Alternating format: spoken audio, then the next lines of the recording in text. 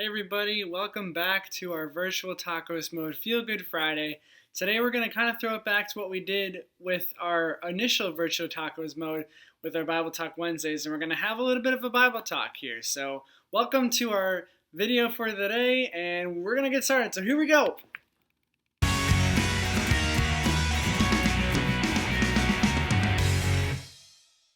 So for today's Feel Good Friday, I'm going to take you to the Bible, and we're going to be in Luke. So Luke is one of the four Gospels of Matthew, Mark, Luke, and John.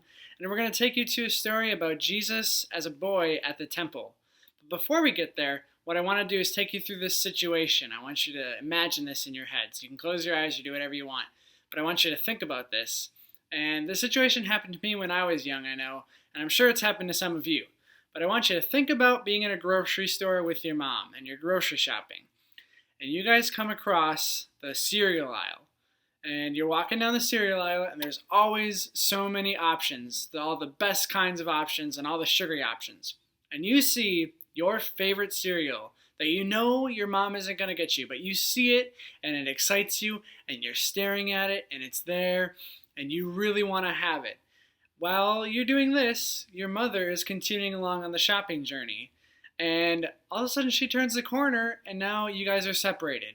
You're still in the cereal aisle looking at the cereal and she's in the other aisle. And now your mom is going to be looking around and look at that. Her child is missing. She starts to worry. She starts to kind of panic. And she's wondering where you are now. And so she's crying out for your name. And I'm sure, as I mentioned, I'm sure this has happened to some of you. It happened to me. We get lost in the grocery store. But as per usual, you either find your mom around the other corner, or if worst case scenario, they have to go and put it over the intercom and call for you, but you usually make it back to your parents. So today's story in the Bible is something kind of along the same lines as that story, where Jesus is separated from his parents. So let's see what happens as we pull out this story from our handy-dandy Bible called The Message. It's the contemporary language Bible that I use for our Bible talk things that we did with our Wednesdays. And the story, as it is labeled in this Bible, is called They Found Him in the Temple. So here we go. Every year, Jesus' parents traveled to Jerusalem for the feast of Passover. When he was 12 years old, so just a little boy, like 12 years old, like some of you are, they went up as they always did for the feast. When it was over and they left for home, the child Jesus stayed behind in Jerusalem, but his parents didn't know. Thinking he was somewhere in their company of pilgrims, they journeyed a whole day before they began looking for him among the relatives and neighbors. When they did not find him, they went back to Jerusalem looking for him. The next day they found him in the temple, sitting among the teachers, listening to them and asking them questions. The teachers were all quite taken with him, impressed with his sharpness of his answers. But his parents were not impressed. They were upset and they were hurt. His mother said, "Young man, why have you done this to us? Your father and I have been half out of our minds looking for you." He said, "Why were you looking for me? Didn't you know I had to be here, dealing with the things of my father?" But they had no idea what he was talking about. So he went back to Nazareth with them and lived obediently with them. His mother held these things deep within herself. And Jesus matured and growing up in both body and spirit, blessed by God and people.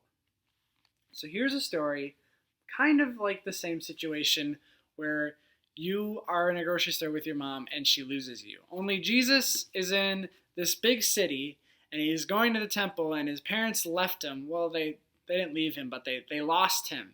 And they started to travel without him, as if your mom is going down the other side of the aisle. They went a whole day of traveling without Jesus and left him in the city. I'm sure parents would be very worried if this happened to their child, or I'm sure any of the situations that can be related to this, it's full of worry. You're always worried. And there's a lot of times in our life where we can be very worried, just as Mary and Joseph were in this story, where they were without their child. So I want you to think about right now, just take some time to think about the things that really worry you right now. We live in a very broken world that has a lot going on. There's a lot of social justice issues. There's a lot of issues around the coronavirus. There's a lot of issues about what's going to happen to school come fall. There's a lot of people who are still searching for job opportunities and without work right now. And as you can see, I'm still working from home. It's something to worry about. But I want you to think about those worries for a second, and then I'll get back to where we're going with this. So as you think about these worries that you have, like Mary and Joseph had, the parents of Jesus, who were without Jesus for an entire day traveling, I want you to remember what Jesus says when his parents find him again. They were all up in a fuss about him being gone. Remember, where were you? Why did you do this to us? And what did Jesus respond with? Jesus responded with, "Why were you looking for me?" It's as if he doesn't understand that he was lost. Because the way Jesus sees it is he's in his Father's house. In other Bibles, this story is written as Jesus says, "Don't you know that I would be in my Father's house?" So Jesus knew all along that he would be protected, that he was safe where he was because he had God looking over him. He had people surrounding him, and they were in the temple, and Jesus felt safe. So I want you to take that into consideration when you have all these worries throughout your days, or these things that you're constantly up in a fuss about, like Mary was when she was asking Jesus, "Where were you, dude?" Think about this. And now I want you to think about how Jesus can be incorporated in your worries, being like, "Why are you worrying? You shouldn't have to worry. You are protected, you are loved, and you are guided by God through this journey, no matter what's going to happen."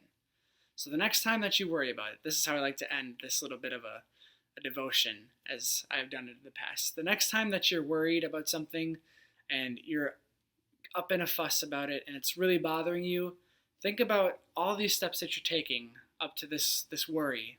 And think about this 12-year-old little boy, this little boy Jesus, trying to catch up and stay next to you. And he's there and he's saying, "Don't worry.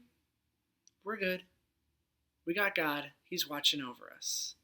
So that's what I want you to think about over the next few days when you're worrying, or in the next few months when you're worrying, or anything coming up that's got you kind of frustrated. Think about that little boy Jesus walking next to you saying, "It's okay. We're going to do this. We're going to be fine."